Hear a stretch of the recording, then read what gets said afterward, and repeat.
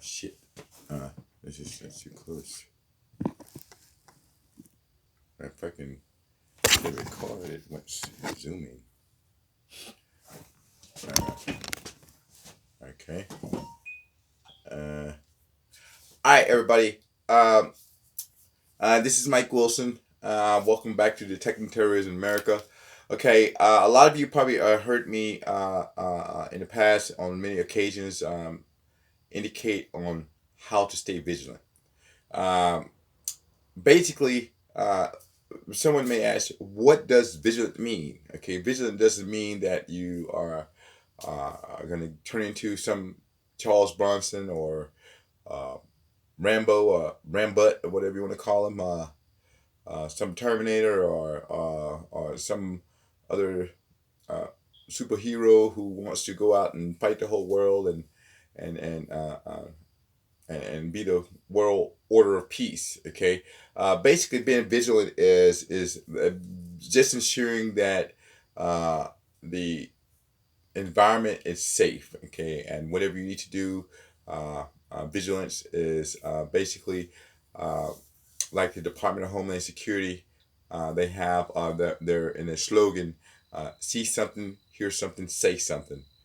Hopefully, it's nothing. Okay, that's basically what in a nutshell what vigilance is. Okay, typically everybody's usually seeing me sitting down and speaking about different type of incidents that could be terrorist related, on how to maybe identify acts that could be um, uh, potential terrorist threats upon whatever it could be in your community, upon a group of people, or a certain facility such as a school or church or other shopping area, uh, or just some open area out where people congregated together. Um, Basically, in order to be able to be vigilant, okay, you're going to have to ensure that your efforts that you put forward as far as being able to intervene in circumstances that could escalate into a incidents where it could be mass casualties or maybe just even a few casualties. It doesn't have to be a whole bus load or room full of or mall full or just it could be just one or two people. Okay, that could be considered as a terroristic threat. Okay. Now, this morning, we all woke up. Today is Easter Sunday in 2019. I basically just recently celebrated my 51st birthday, which was on the 17th of this month. And today is the few days later, the 21st of the month, where we'll have another Easter Sunday, and we woke up to a breaking news that there has been an incident that has occurred in Sri Lanka, which has resulted in a another instance of mass casualties. Okay, with more than 500 or so injured. Okay, if you recall, this is not the first Easter Sunday that we had uh, a woke up to where there was an act of terror that had caused a lot of lives that were lost with regards to acts of terrorists. Um, Terrorism, as you've heard me say many times, the definition is a calculated use of violence or threat of violence that's used to obtain goals politically, religiously, or ideological in nature. Okay, what I've noticed is that there are a lot of people that are taking that extra step and to be able to implement a protective measure or have some sort of kind of safety net in an event that you're out in a public environment or even the privacy of your own home or in a temporary lodging or even inside of a facility such as a religious facility or school or cafeteria or shopping mall. Okay, where if there is an incident that occurs and giving rise to your ability to have to implement deadly force by the use of force by deploying a firearm, then you have to understand what the difference is, what constitutes reaction and what does not constitute reaction, what escalation of force is, and not to apply too much force. If in the event that you have to use your force, or if you have to utilize someone else's force in order to thwart a instance or a situation that may be um, uh, detrimental to human life. Okay, basically, uh, deadly force, and you've heard me say this before. The definition of deadly force is that force where the person uses it with the purpose of causing, which he or she reasonably know could create substantial risk of causing death or serious bodily harm, is used as justified only in extreme necessity and the last resort when all lesser means to fail or cannot reasonably be employed. Okay, and that definition I have embedded in my brain housing group from for years and years and years of military service, where these type of uh, terms that I'm using today, it may sound kind of complicated for everyone now to maybe decipher on what that makeup of words actually means. But basically, it gives you a understanding and a brief description on what is authorized as far as if you're responding to the one of the six justifications, where it's the self-defense, defense of property, involving national security, is defense of property not involving national security but inherently dangerous to other persons, apprehension and escape, and by lawful order, or and those are some of the justifications of deadly force. And so, in order to be able to um, understand how they play a part, and just I'm not wishing this up on you, but in the event that you ever have to or have the unfortunate occurrence to be in the environment where then you're going to have to execute the use of the justifications of deadly force and the use of escalation of force in order to thwart a terrorist threat or something that could be threatening to the environment, then um, you have some sort of a basis of what to go by. Okay, so basically these are some things that if someone was to question you on how to respond or how you would respond to a certain scenario where you would have to execute or implement the use of your firearm, whether you are carrying a firearm on your person or having one in your vehicle or in a location where they are normally stored, such as an armory or closet, or in the privacy of your own home or temporary lodging facility.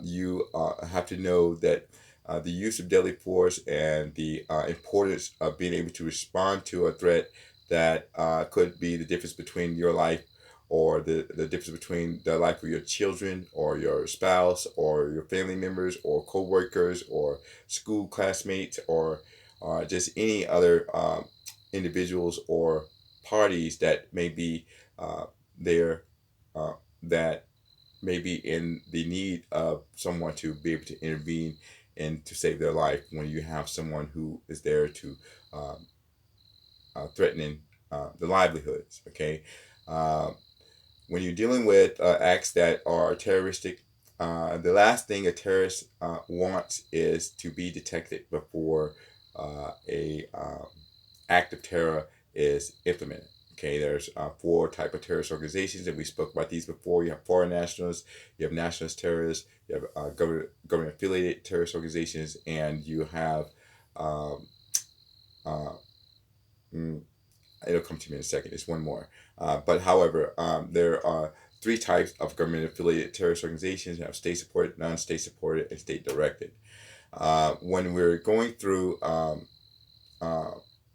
to study terrorism and actually learn, you already know that there has been several occurrences where you maybe seen a video on our website as far as how to respond to an active shooter, how to respond and in which those responses, immediate actions are to run, hide, fight in that order. Don't stay there and try to be a hero.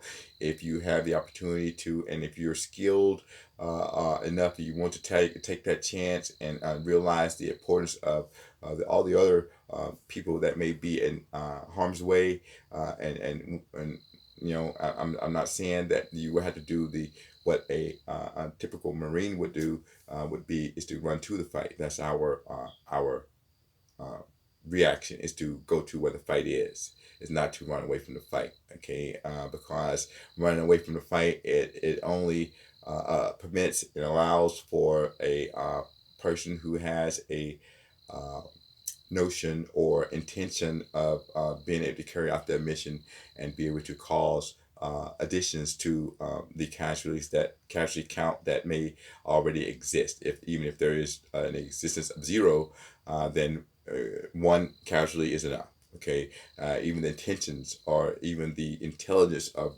receiving the possibility of an attack is not comforting. All right. So, but today is I was on the Facebook and I was viewing some of the posts there, and I saw there are several people who are actually engaging in the use of protecting themselves by practicing their marksmanship. And today I just want to go through and kind of give some pointers on what you should maybe try to focus on if you don't have a an instructor. Is I know that some of you probably have had the license to carry class um, that you would have to go through and complete your little 8 hour course, or if you are going to just get a license to carry, or if you're going to have a and be an instructor for a license to carry course, then there are other additional hours that you would have to go through and complete in order to be qualified to be able to give instructions uh, uh, to be able to allow or give licensing or give recommendations for licenses for persons that may have been able to take that course. So basically, if you're an instructor for a license to carry course, or if you are a student or that was there's just that for that one day in order to do your FAMFIRE, which is FAMFIRE means familiarization fire. Okay, it's not a intense firing such as if you were in military service.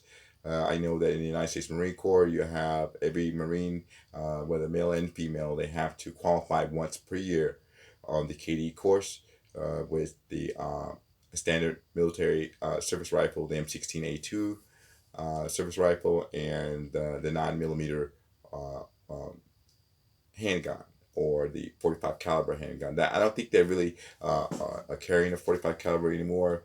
I know that when 1989, when I first joined Fast Company, which is the Fleet Anti-Terrorism Security Team, where our job was we responded to terrorist threat within the Western Hemisphere of the world, and we did nuclear security at certain locations that I'm not sure if they are declassified, but I won't just go and just throw it out there where they are. But however, we were had to go through some extensive training. So a lot of the training that if you ever taken the concealed handgun license course, those curriculums that they're using in most states around the country to qualify personnel to carry a firearm. Those that curriculum is the same curriculum that our unit created. Okay, and I'm not saying that we were responsible for. Uh, the entire makeup of it all, but I can assure you that we were one of the very first units of its type in the military, and that fast company initially uh, surfaced around about 1985. It was 1987 when I actually got there, January 4th of 1988, as you were.